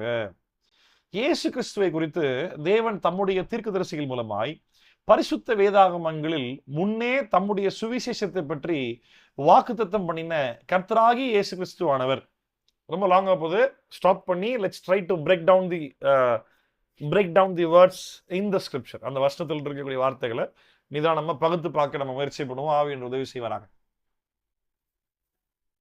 இயேசு கிறிஸ்துவை குறித்து தேவன் தம்முடைய தீர்க்கதரிசிகள் மூலமாய் பரிசுத்த வேதாகமங்களில், பரிசுத்த வேதத்தில் இல்ல, பரிசுத்த வேதாகமங்களில், இந்த ஹோலி ஸ்கிரிப்சர்ஸ், ரைட்டா, பரிசுத்த வேதாகமங்களில் முன்னே தம்முடைய சுவிசேஷத்தை பற்றி வாக்குத்தத்தம் பண்ணின கர்த்தராகிய இயேசு கிறிஸ்துவானவர். அப்படினால கவனிங்க, பவுல் வந்துட்டு இந்த சுவிசேஷத்தை எங்கிருந்து திரும்ப கொண்டு வர ஸ்டார்ட் பண்றாரு? இந்த சுவிசேஷம் இயேசு மரித்து உயிர் தெழுந்த பிறகு இந்த சுவிசேஷம் புதுசா ஒண்ணு முளைச்சி வரல. இந்த சுவிசேஷம் தீர்க்கதரிசிகள் மூலமா ஏற்கனவே அறிவிக்கப்பட்டுச்சு. உங்களுக்கு அந்த இதை பத்தி உங்களுக்கு தெரியாது, இயேசு பிறந்து மரித்து உயிர் தெழுந்த பிறகுதான் இந்த சுவிசேஷம் நமக்கு கிடைச்சது அப்படின்னு யாருன்னா நினைச்சீங்கன்னா நோ, தப்பு. இந்த சுவிசேஷம் இயேசு பூமியில் பிறப்பதற்கு, அவதரிப்பதற்கு முன்பாகவே இருக்கிறது. இயேசு கிறிஸ்து பிறந்த பிறகு இந்த சுவிசேஷம் சொல்லப்படவில்லை. இயேசு கிறிஸ்து பிறப்பதற்கு முன்பாகவே இதே சுவிசேஷம் பேசப்படுகிறது. இந்த சுவிசேஷத்தை பற்றிய நபரினுடைய பெயரோ இல்ல அவர் செய்கிற செயலினுடைய வெளிப்பாடு தான் வந்துட்டு கொஞ்சம் கம்மியாக முன்ன பேசப்பட்டுச்சே தவிர, மற்றபடி பேசப்படுற சுவிசேஷத்தினுடைய கருத்து இயேசு மரித்து உயிர் தெழுந்த பிறகு அல்ல, ஆதி முதற்கொண்டு இந்த சுவிசேஷம் இருக்கு. அதை பத்தி உங்களுக்கு இன்னும் நிறைய தெரிஞ்சுக்கணும் அப்படின்னா நித்திய சுவிசேஷம் அப்படின்னு சொல்லி, எட்டர்னல் காஸ்பிள் அப்படின்னு சொல்லி ஏற்கனவே ஒரு செய்தியில நான் அதை பத்தி பேசியிருக்கேன் டீடைல்டா. இப்ப இந்த பிப்ளிக்கல் இன்டர்பிரேட்டிவ் பத்தி நான் சொன்னேன் பாத்தீங்களா, இன்டர்பிரேஷன் பத்தி, வேதாகமத்தை விளங்கிக் கொள்ளக்கூடிய விதங்கள் அப்படின்னு சொல்லி சொன்ன பாத்தீங்களா. இப்ப இங்க பவுல் தீர்க்கதரிசிகள் மூலமாய் பரிசுத்த வேதாகமங்களில் அப்படி, இப்ப பரிசுத்த வேதம்னு நமக்கு எது புரியும் சொல்லுங்க? எது பரிசுத்த வேதம்? இப்ப இதை பேசிக்கா வாசிக்கும் பொழுது பரிசுத்த வேதம், பரிசுத்த வேதாகமங்களில் தீர்க்கதரிசிகள் இருக்குது பேர். ஆமா, நம்ம பைபிள் தான் பவுல் சொல்றாரு. வெயிட் இல்ல, நம்ம கையில இருக்கிறது ஒரே ஒரு பரிசுத்த வேதம். இங்க சொல்லப்பட்டிருக்கு பரிசுத்த வேதாகமங்களில். எதை பத்தி பவுல் பேசுறாரு? தீர்க்கதரிசிகள் எழுதியதும் கூட, நியாயப்பிரமாணமும் தீர்க்க தரிசன ஆகமங்களும் என்னை குறித்து சாட்சியிடுகிறது. இயேசு சொன்னாரா?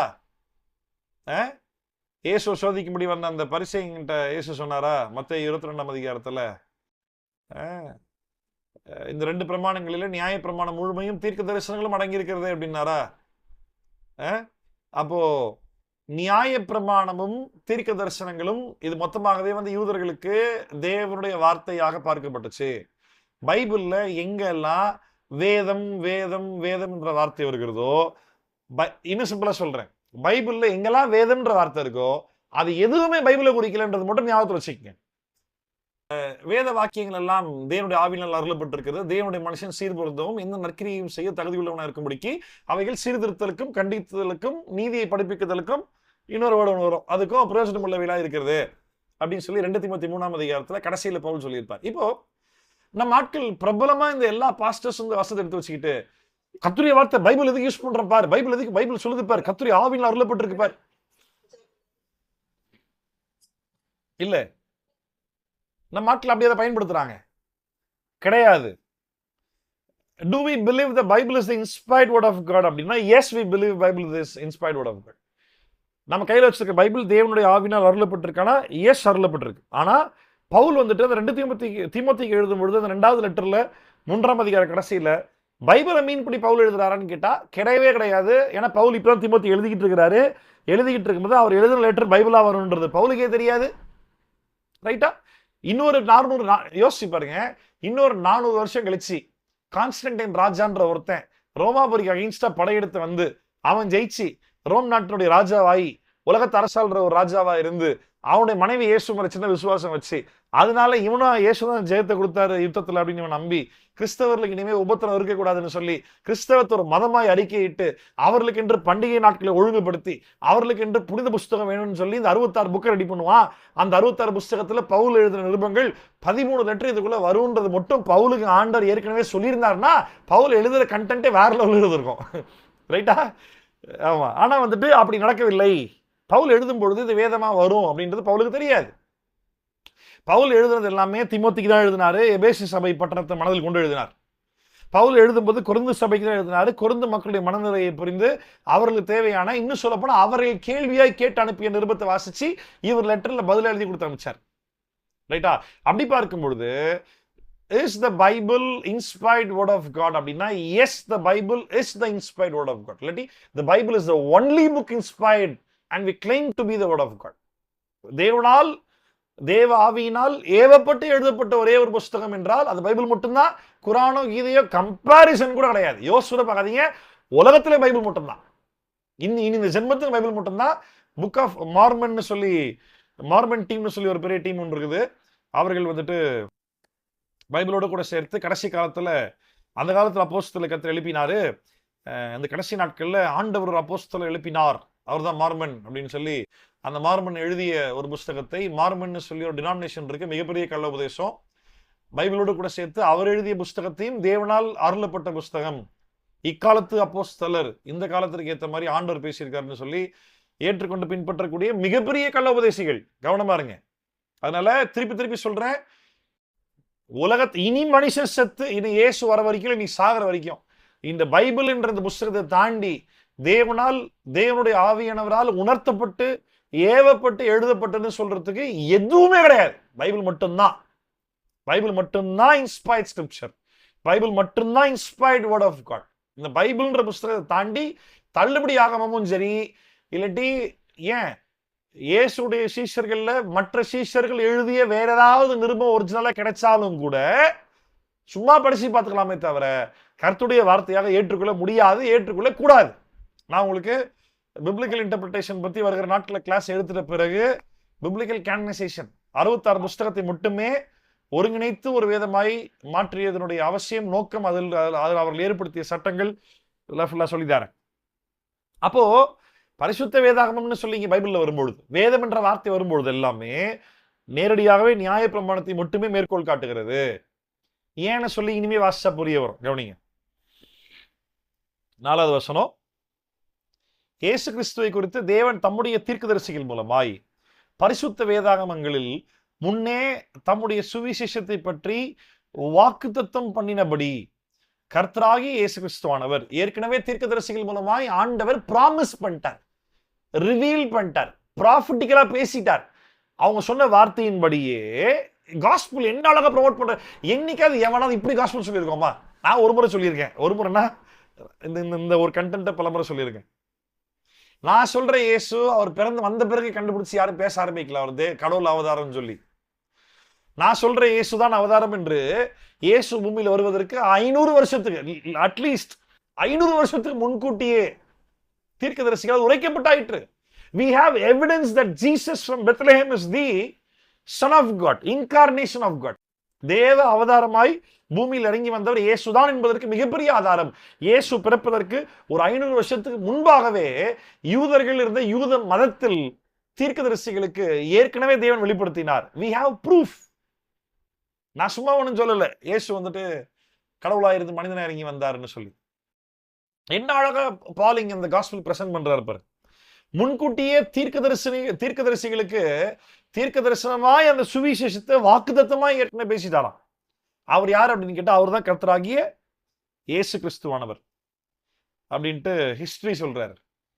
மாம்சத்தின்படி தாவீதின் சந்ததியில் பிறந்தவரும் பரிசுத்தமுள்ள ஆவியின்படி தேவனுடைய சுதன் என்று அப்படின்னா தேவகுமாரன், பரிசுத்த ஆவியின்படி தேவகுமாரன் என்று அப்படின்னா என்ன அர்த்தம்? யோசேப்பு நிமித்தமாய் பிறக்கல, பரிசுத்த ஆவியில் கர்ப்பம் தரிக்கப்பட்டு மரியாள் வயிற்றில் பிறந்தவர். ரைட்டா? ஸ்திரீயினுடைய வித்து. பரிசுத்த ஆவியின்படி தேவனுடைய சுதன் என்றும் மரித்தோரில் இருந்து உயிர் எழுந்ததினாலே பலமாய் ரூபிக்கப்பட்ட தேவகுமாரனுமா இருக்கிறார்.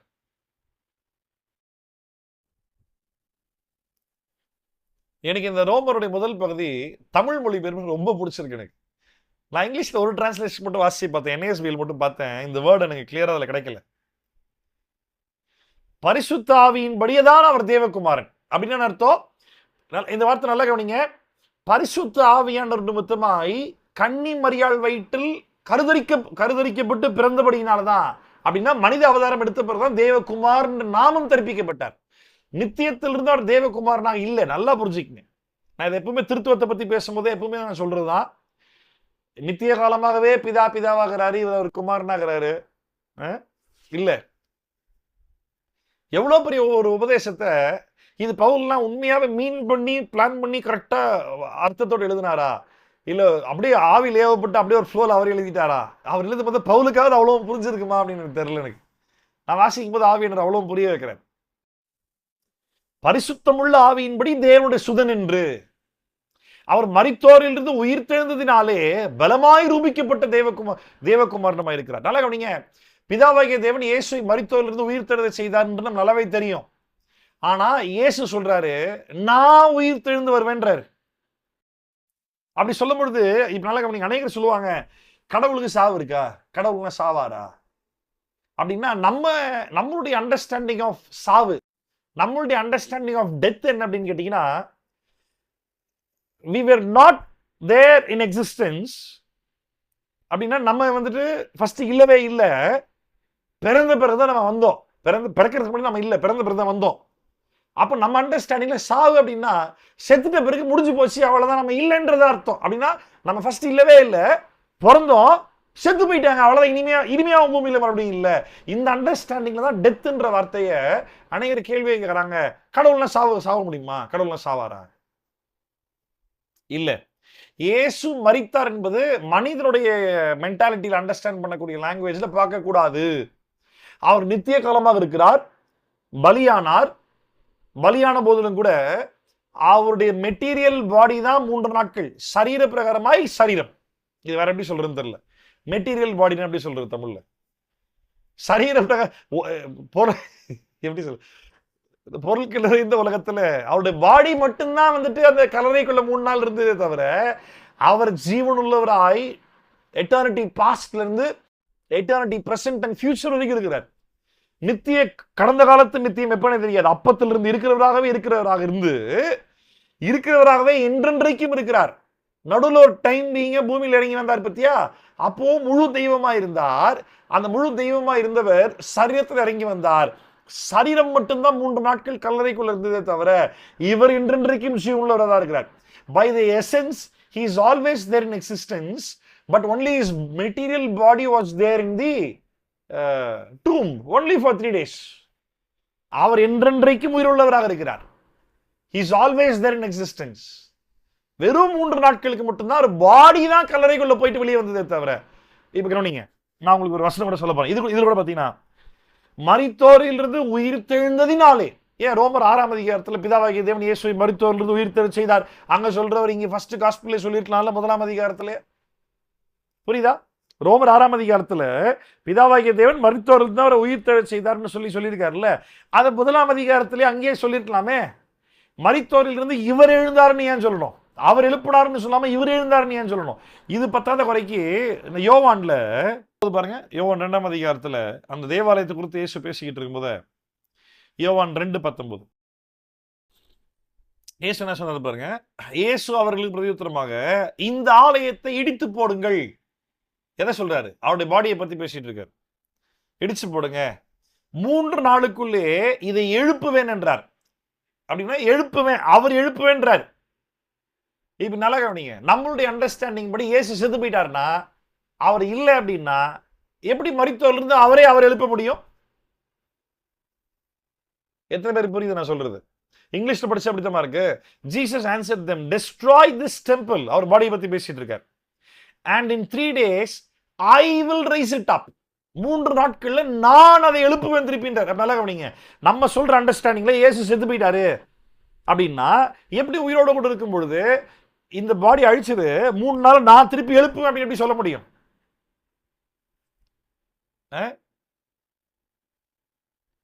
புரியுதா நான் சொல்றது உங்களுக்கு? புரியுதா? அப்போ காஸ்பல்லே ஸ்டார்டிங்ல சொல்லிடுறாரு, ஜீசஸ் இஸ் காட். இயேசு கடவுள் தான். அதுல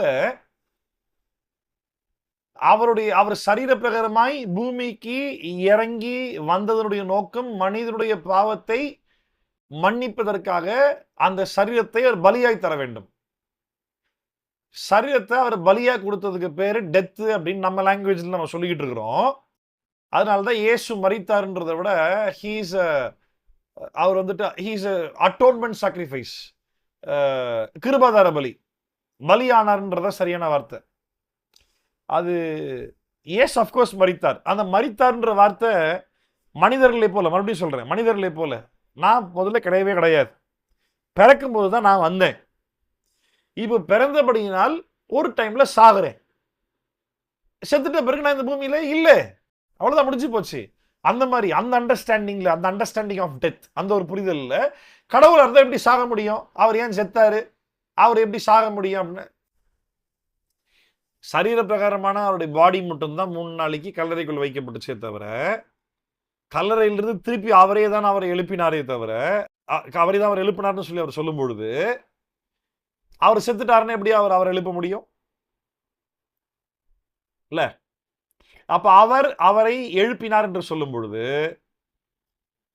நம்ம சொல்லக்கூடிய அந்த மரணம் அப்படின்ற ஆங்கிள் அவர் மறிக்கல. அவர் என்றென்றைக்கும் ஜீவனுள்ளவராக இருக்கிறார், ஜீவனுக்கு அதிபதியா இருக்கிறார். கடைசி நாட்கள்ல நான் அவனை எழுப்புவேன். நமக்கு ரிசரக்ஷன், உயிர்த்தெழுதல் பத்தி நமக்கு இயேசு கொடுத்த வாக்குத்தத்தம். நான் அவனை எழுப்ப, யோவான் 6ஆம் அதிகாரத்துல சொல்றார், நான் அவனை எழுப்புவேன் அப்படின்றார். மரித்தோரை உயிர்த்தெழச் செய்யக்கூடிய வல்லமை உள்ளவர். அவர் மரித்தார் என்று சொல்லும் பொழுது இருக்கிற நிலையில் இருந்து இல்லாம போகல, தன் சரீரத்தை மட்டும் தான் பலியாகி கொடுத்தாரே தவிர அவர் ஜீவனுள்ளவராய் என்றென்றைக்கும் இருக்கிறார். ஏனெனில் கிறிஸ்துவும் நம்மை தேவனிடத்தில் சேர்க்கும்படி அநீதி உள்ளவருக்கு பதிலாக நீதி உள்ளவராய் பாவங்களின் நிமித்தம் ஒரே தரம் பாடுபட்டார். அவர் மாம்சத்திலே கொலை உண்டு. இஸ்லாமியர்கள் யாருன்னா உங்கள்கிட்ட பேசினாங்கன்னா அது நல்லா கவனிங்க, இதெல்லாம் கோட் பண்ணலாம் சூப்பரா. மாம்சத்திலே கொலை உண்டு, ஆவியிலே உயிர்ப்பிக்கப்பட்டார். எப்படி உயிர்ப்பிக்கப்பட்டார்னு சொல்லும் போது எப்படி ஆவி செத்து போயிட்டு ஆவி உயிர்ப்பிக்கப்பட்டுச்சா?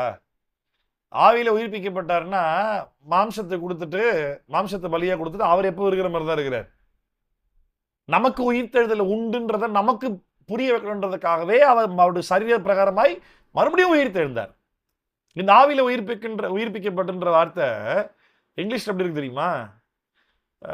For Christ also died for sins once for all, the just for the unjust, and that he might bring us to God, having been put to death in the flesh, but made alive in the spirit. He is alive in the spirit. அவர் ஆவியில எப்பவும் உயிரோட தான் இருக்கிறார். God is spirit. அவர் எப்பவுமே ஜீவனுள்ளவரா தான் இருக்கார். அவர் ஜீவனை யாரும் ஸ்டாப் பண்ண முடியாது.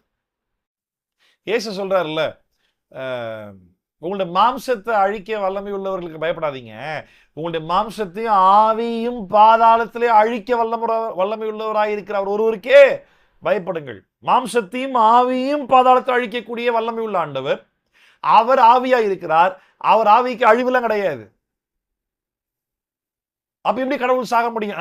அந்த கேள்வியே தப்பு. முதல்ல அந்த சாவுன்ற வார்த்தை இவங்க சொல்ற மீனிங்கே தப்பு. முதல்ல என்ன அழகா ரோமர் 5 அதிகாரத்துல பவுல் சொல்றாரு பாருங்க, மாம்சத்தின்படி தாவீதின் சந்ததியில் பிறந்தவரும் பரிசுத்த ஆவியின்படி தேவனுடைய சுதன் என்று, பரிசுத்த ஆவியின்படி அப்படின்னா பரிசுத்த ஆவியினால் கர்ப்பம் தரிக்கப்பட்டார்ல, அதுக்கு பிறகுதான் தேவகுமார் என்ற பெயர் பெற்றார்.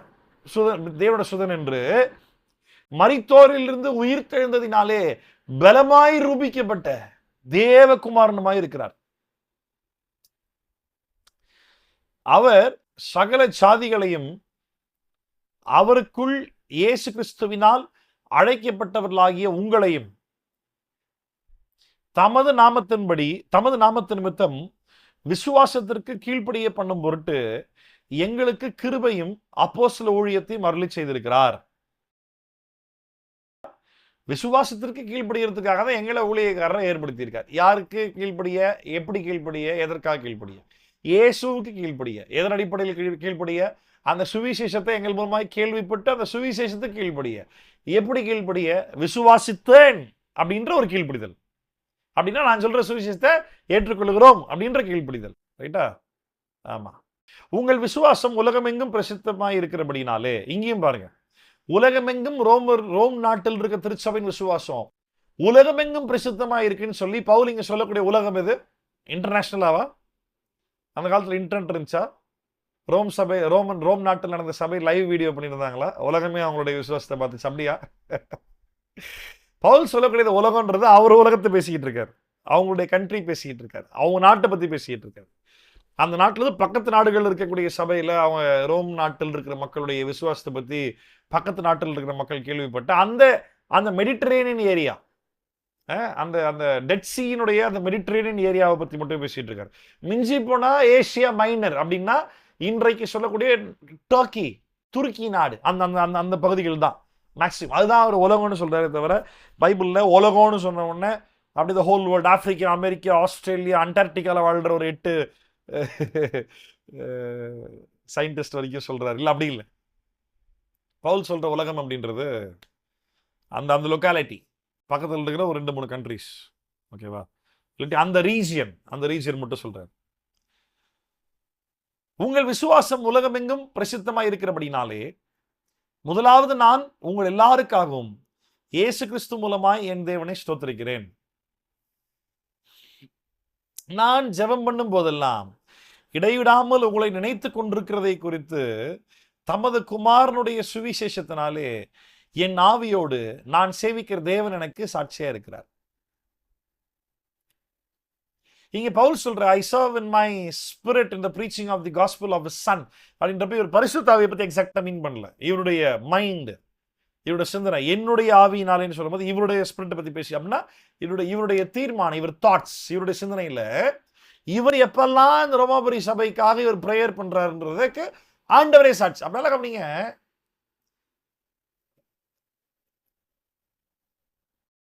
ரோம் நாட்டுக்கு பவுல் இன்னும் போகல, அங்க சீசர்கள் இருக்காங்கன்றது தெரியும், அங்க சீசர்கள் ஒன்றாய் கூடி ஃபெலோஷிப்ல இருக்காங்கன்றது தெரியும், உலகத்தை அரசாள்ற நாடு, தலைமைத்துவ நாடு, அதுல வந்துட்டு ப்ராப்ளம்ஸ் நிறைய இருக்குன்றது தெரியும், அங்க இவங்க காஸ்பிள் ஒர்க் பண்றது கொஞ்சம் கஷ்டம்ன்றது தெரியும்.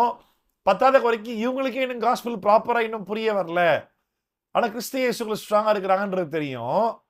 அதனால அவங்களுக்கு வந்துட்டு பவுல் என்ன பண்றாரு? அவங்களுக்காக ஜெபிக்கிறார். நம்ம சம்டைம்ஸ் வந்துட்டு நமக்கு தெரிஞ்சவங்களுக்காக ஜெபிக்கலாம், அவங்கள பத்தி அவங்களுக்கு எதுவுமே தெரியாது, நான் எப்படி அவங்களுக்காக ஜெபிக்கிறதுன்னு யோசிப்போம் இல்ல. அதாவது ஆப்பிரிக்காவில் இருக்கக்கூடிய சபைகள் அங்கிருந்து நிறைய கள்ள உபதேசம் புறப்பட்டு வருது.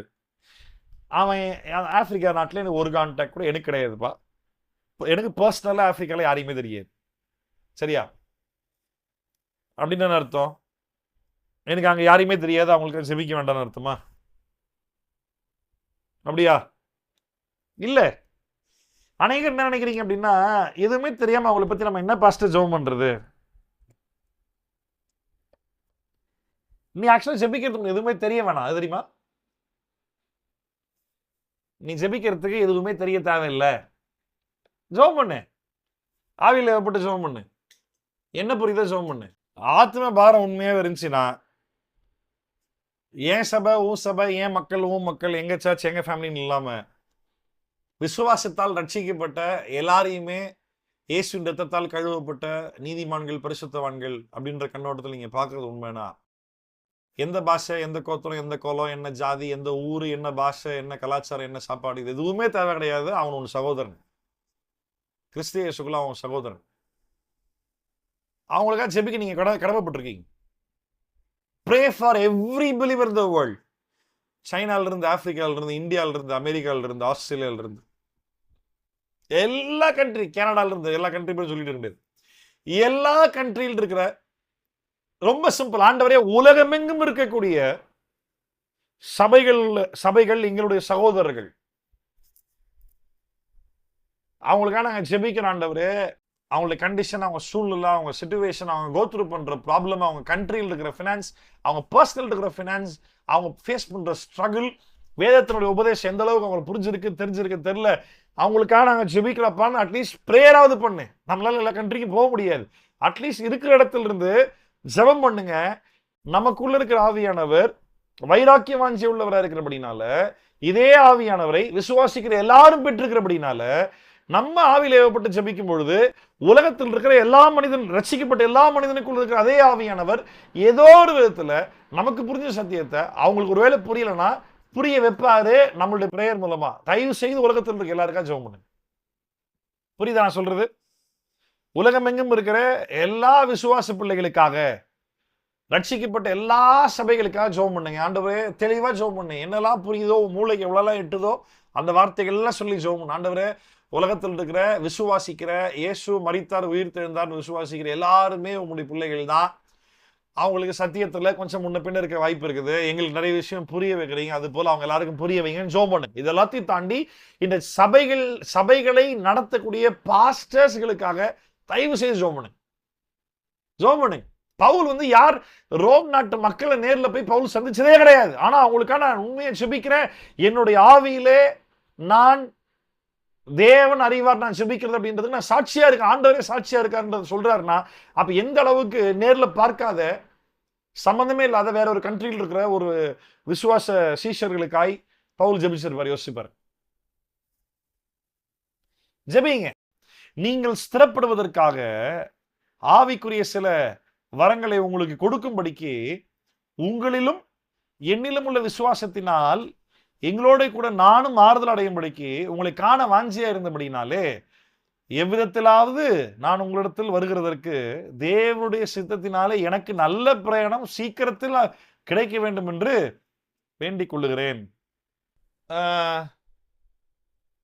உங்களுக்கு எதுக்காக தெரியுமா நல்ல பிரயாணம் அமைய அப்படின்றப்போ அப்படியே கம்ஃபர்டபுளான ஜேர்னி பவுல் எதிர்பார்த்தாரு, சொகுசான யாத்திரை அப்படி இல்லை. அதை பத்தி பேசல.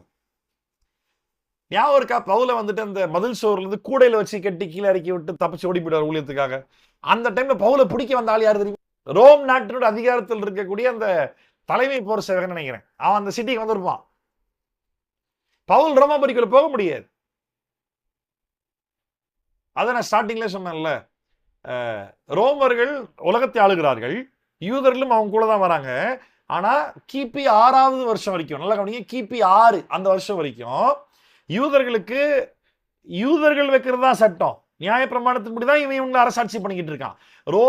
ரோம் தலைமைத்துவத்தில் வந்த பிறகு கிபி 6ல தான் யூதர்களுடைய அதிகாரத்தை பறித்து ஒழுங்கா உன் சட்டம்லாம் கிடையாது, எங்க நாட்டின் சட்டம் தான் உனக்கும் பொருந்தும் அப்படின்ற அந்த இதுக்கு வராங்க.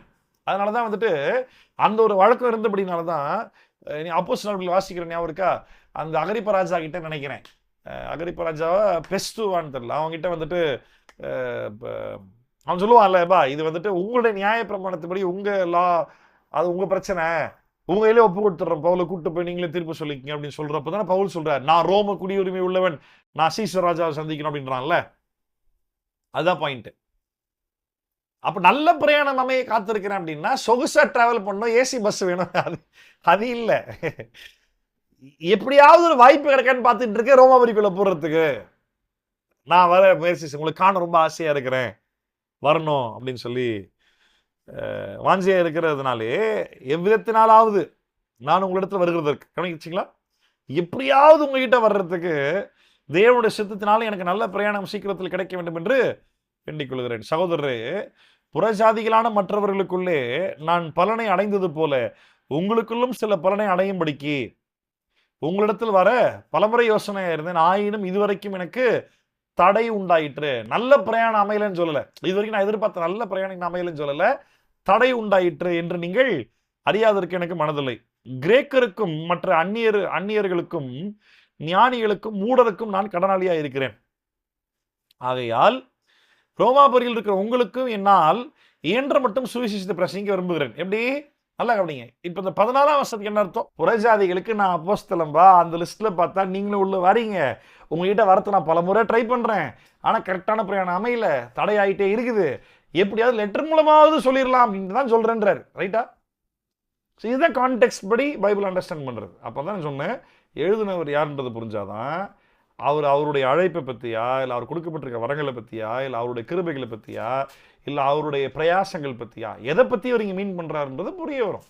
So don't forget Paul when you read his letter. Paul எழுதிய நிருபத்தை வாசிக்கும் போது பவுலை மறந்துட்டு வாசிக்காத. ரைட்டா? பவுல்னு சொல்லும் பொழுது ஆம்பளையை பற்றி பேசலை நான். பவுல் நான் சொல்லும் பொழுது அவருடைய அழைப்பு, அவருக்கு தேவன் கொடுத்த கிருபைகள், வரங்கள், எதை பற்றிலாம் பைபிள் டீடைல்ஸ் நமக்கு கிடைச்சிருக்கோ, எதெல்லாம் அவரை பற்றி நமக்கு தெரியுமோ அதை ஞாபகத்தில் வச்சு வாசிங்க. புறஜாதிகள் எல்லாருக்கும் சுவிசேஷனாய், ஏன்னா யூதர்களுக்கு சுவிசேஷம் சொல்றது யாரு வேலை? யூதர்களுக்கு பேதுரு அப்போஸ்தலர் நியமித்தார். புறஜாதிகளுக்கு அப்போஸ்தலர்கள் யாரு? அப்ப என்ன சொல்றாரு? நான் எல்லா இடத்துக்கும் என்னால் போக முடியுதுப்பா, நீங்க வந்துட்டு ரூலிங் கண்ட்ரியா இருக்கிறபடினால, என்னை ஏற்கனவே பிடிக்கிறது வகை தேர்ந்துக்கிறபடினால என்ன வர முடியல, நானும் வரணும் ட்ரை பண்ணுறேன், ஒன்றும் செட்டே ஆகும் வந்து பிடிச்சிட்டாங்கன்னா வேலையை செஞ்சு முடிக்காமல் நான் மாட்டிக்கிட்டேன்னா அப்புறம் யார் ஊழியம் பண்ணுறது, அது நான் இப்போ தப்பிச்சு ஓடி போய் ஊழியம் பண்ணிக்கிட்டு இருக்கேன், அதனால நான் வந்துட்டு லெட்டர் மூலமாவது உங்களுக்கு எப்படியாவது இதை சொல்லிடலாம் அப்படின்னா, இப்போ கவனி, பெபேயால் கிட்ட கொடுத்து இது மிஸ் ஆகாமல் கரெக்டாக கொடுத்துருமா எல்லாருக்கும் போய் சேரட்டும் அப்படின்றார். கிறிஸ்துவின் சுவிசேஷத்தை குறித்து நான் வெட்கப்படேன். முன்பு யூதரிலும் பின்பு கிரேக்கரிலும் விசுவாசிக்கிறவன் எவனோ அவனுக்கு ரட்சிப்பு உண்டாவதற்கு அது தேவபலனாக இருக்கிறது. சரி, மறுபடியும் சொல்லுங்க பார்ப்போம். முன்பு யூதர்களுக்கு பின்பு கிரேக்கர்களுக்கு. ஏன்? கிறிஸ்துவின் சுவிசேஷத்தை குறித்து நான் வெட்கப்படேன். முன்பு யூதரிலும் பின்பு கிரேக்கரிலும் விசுவாசிக்கிறவன் எவனோ. ஏன் ஃபர்ஸ்ட்டுக்கு யூதரில் விசுவாசிக்கணும், பின்பு ஏன் கிரேக்கரில் விசுவாசிக்கணும்? சுவிசேஷம் முதல்ல யாருக்கு சொல்லப்பட்டுச்சு? ஏசு யூத ஜனத்தில் வந்தார், அங்கே முதல்ல சுவிசேஷம் சொன்னார். ரட்சிக்கப்பட்ட 12 சீஷர்களுமே யூதர்கள் தான், அவங்க மூலமாக தான் முதல்ல காஸ்பிள் வந்துச்சு. ஸோ யூதர்கள் வழியாக ரட்சிப்பு, புரியுதா? ஆமாம், அதனால தான் அப்படி சொல்கிறார், விசுவாசிக்கிறவன் எவனோ அவனுக்கு ரட்சிப்பு உண்டாவதற்கு அது தேவ பலனாக இருக்கிறது. என்ன சுவிசேஷம் அது? விசுவாசத்தினாலே நீதிமான் பிழைப்பான் என்று எழுதியிருக்கிறபடி. எங்கே எழுதியிருக்கு? ஏற்கனவே காஸ்பிள் மேலே ஏற்கனவே ரோமர் 1ஆம் அதிகாரம் 4ஆம் வசனம் வாசிச்சோம்ல, தீர்க்கதரிசிகள் மூலமாய் ஏற்கனவே சுவிசேஷத்தை ஆண்டவர் பேசியிருக்கிறாராம். ரைட்டா? அப்போ அங்கே சொல்லப்பட்ட சுவிசேஷம் என்ன? இயேசுவுக்கு முன்னாடியே சொல்லப்பட்ட சுவிசேஷம் என்ன? விசுவாசத்தால் நீதிமான் பிழைப்பான். ரொம்ப சிம்பிள். முதல்ல நியாயப்பிரமாணத்துக்கு முன்பாக சொல்ல, நியாயப்பிரமாணம் மோசையை கொடுக்கப்படுறதுக்கு முன்பாக சொல்லப்பட்ட சுவிசேஷம் என்ன? விசுவாசத்தால் நீதிமான் பிழைப்பான். சரி, நியாயப்பிரமாணத்தை தேவன் கொடுத்தாது, நியாயப்பிரமாணம் மூலமாய் வந்த சுவிசேஷம் என்ன?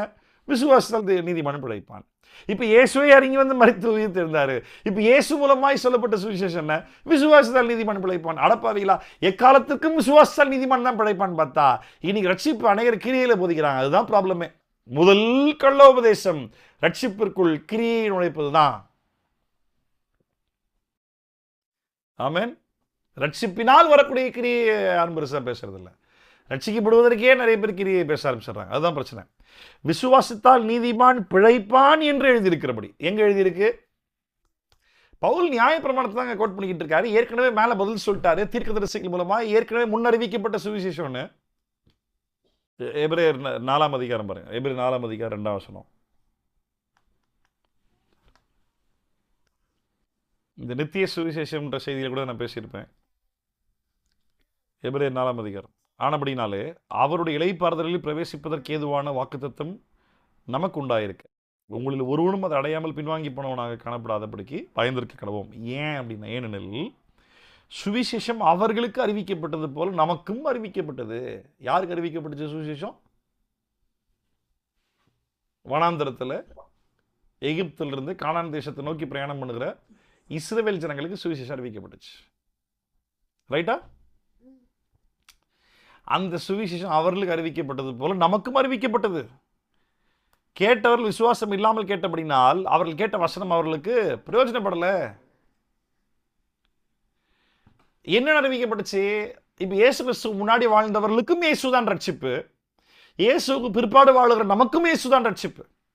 இதே இயேசு என்ற பெயரை சுவிசேஷமாய் சொல்லல. இயேசு என்ற நபர், கடவுளாய் இருக்கிறவர், மனித அவதாரம் எடுத்து வந்து அவர் செய்கிற காரியத்தின் மேல் விசுவாசமாய் இருக்கிறவன், அதை விசுவாசிக்கிறவன் ரட்சிக்கப்படுவான். அப்படின்னா இயேசுக்கு முன்னாடி எப்படி அறிவிக்கப்பட்டுச்சு? இயேசுக்கு பின்னாடி எப்படி அறிவிக்கப்பட்டுச்சு? இயேசுக்கு முன்னாடி வாழ்ந்த ஆட்கள் எப்படி விசுவாசத்தால் நீதிமனாக்கப்பட்டார்கள்? இயேசுக்கு பிற்பாடு வாழ்கிற ஆட்கள் நம்ம எப்படி விசுவாசத்தால் நீதிமனாக்கப்படுறோம் அப்படின்னு கேட்டிங்கன்னா, நம்ம நல்லாவே தெரியும். எனக்காய் இயேசு என்ற ஒரு மனிதர் தெய்வமாய் இருந்து மனிதனாய் பூமிக்கு இறங்கி வந்தார், அவர் மரித்தார், நான் அவர் விசுவாசிக்கிறேன், என் பாவத்தை அவர் மன்னிக்கிறார், இதை விசுவாசிக்கிற ரட்சிக்கப்படுறான். இது இயேசுக்கு பிற்பாடு வாழ்கிற நம் விசுவாசிக்கிற விசுவாசம். இயேசுவுக்கு முன்பாய் வாழ்ந்த நாட்கள் யாருக்கும் இயேசு என்ற பெயர், அந்த நாமம் தெரியாது, பெயர் தெரியாது. ஆனால் என்ன செய்வார்னு தெரியும். கடவுள் மேசியாவாக வருவார், அந்த மேசியா நம்மை விடுதலை செய்வார், நித்தியத்திற்கு விடுதலை செய்வார், ஜீவனை தருவார். அதை விசுவாசித்தா போதும். அப்போ என்ன அப்படின்னா, எனக்காய் ஒருவர் வருவார், அவர் என்ன எல்லாத்துக்கும் காப்பாற்றுவார் என்று விசுவாசிக்க ரசிக்கப்பட்டான். இயேசுக்கு பிற்பாடு வாழ்ற நம்ம என்ன விசுவாசிக்கிறோம்? எனக்காக இயேசுன்னு ஒருத்தர் வந்தாரு, அவர் எனக்கான காரியத்தை சிலுவையில் செஞ்சு முடிச்சாரு, அதனால அதை விசுவாசிக்கணும், நாம ரட்சிக்கப்படுறோம். அவ்வளவுதான் டிஃபரன்ஸ். இதுதான் வந்துட்டு ரோமர் 1ஆம் அதிகாரத்திலே வந்துட்டு பவுல் 17ஆம் வசனம் பவுல் சொல்லிட்டு இருக்கார், விசுவாசத்தினாலே நீதிமான் பிழைப்பான் என்று எழுதியிருக்கிறபடி விசுவாசத்தினால் உண்டாகும் தேவ நீதி. விசுவாசத்தால் ஒரு மனுஷன் தேவனுக்கு முன்பாக நீதிமானாக்கப்படுகிறான். நீ நீதிமான் ஆக்கப்படுவது எதனாலையுமே கிடையாது, விசுவாசத்தால மட்டும்தான். விசுவாசத்தால் நீதிமான் பிழைப்பான் என்று எழுதியிருக்கிறபடி விசுவாசத்தால் உண்டாகும் தேவ நீதி. இதேதான் ஆபிரகாமுக்கும் சுவிசேஷமாய் பிரசங்கிக்கப்பட்டுச்சு. அதுதான் ஆபிரகாம் விசுவாசிச்சான். யோவான் 8ஆம் அதிகாரத்துல இயேசு சொல்றாருல, உங்கள் பிதாவாகிய ஆபிரகாம் என்னுடைய நாளை காண ஆசையா இருக்கிறான், கண்டு களி கூர்ந்தான். எங்க கண்டா? இயேசுடைய நாள்னு சொல்லும் பொழுது, த டே ஆஃப் த லார்ட்னு சொல்லும் பொழுது யோவான் 8:54 ரெண்டு மீனிங் இருக்கு. ஆக்சுவலா உங்கள் பிதாவாகிய ஆபிரகாம் என்னுடைய நாளை காண ஆசையா இருந்தான், கண்டு களி கூர்ந்தான். அந்த என்னுடைய நாள், த டே ஆஃப் த லார்ட் அப்படின்றது ரெண்டு விஷயத்தை ஆக்சுவலாக குறிக்குது. ஒன்று, இயேசு மனித அவதாரம் எடுத்து பூமியில் பிறந்தது. ரெண்டாவது, கிறிஸ்துவுடைய வருகை, த டே ஆஃப் த லார்ட். ரெண்டுத்தையும் குறிக்குது. நான் விசுவாசிக்கிறேன், ஆபிரகாம் விசுவாசத்தில் இயேசு தேவதூதனாய் தேவனாய் ஆபிரகாமுக்கு தரிசனமாகி ஆபிரகாம் இடத்தில் காரியங்களை பேசும் பொழுது ஆபிரகாமுக்கு எந்த நாமமும் வெளிப்படவில்லை, ஆபிரகாமுக்கு ஆண்டுடைய பெயரும் தெரியாது.